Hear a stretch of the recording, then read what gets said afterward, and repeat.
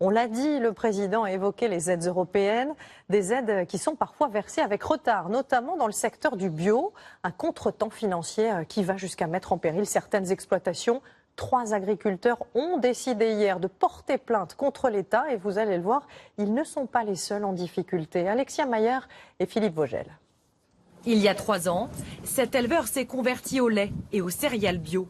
Pour l'aider à compenser les surcoûts et les manques à gagner, il aurait dû recevoir 40 000 € d'aide de l'État par an. Mais cette somme, il ne l'a jamais reçue en totalité.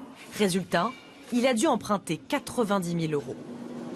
C'est la banque qui aujourd'hui finance ce manque de subventions de l'État. On paye les intérêts à la banque et en même temps, ça fait des trous de trésorerie parce qu'il y a des fluctuations. Il a peur qu'un jour son prêt ne soit plus renouvelé. C'est pas évident parce qu'on fait quelque chose qui va dans le bon sens, on se sent acteur un petit peu de cette révolution verte un petit peu et puis on n'est pas vraiment soutenu puisque le premier problème il est financier. Alors, pourquoi de tels dysfonctionnements? La France compte plus de 40 000 fermes bio. Une filière en pleine croissance. L'an passé, 6 600 agriculteurs s'y sont convertis. Chaque année, l'État devrait leur verser 160 millions € d'aide, mais il y a du retard.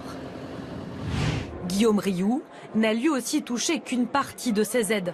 Alors il s'attaque à l'État, il vient de porter plainte. Le but, forcer l'administration à trouver une solution, car pour l'instant les retards de paiement seraient dus à un bug informatique.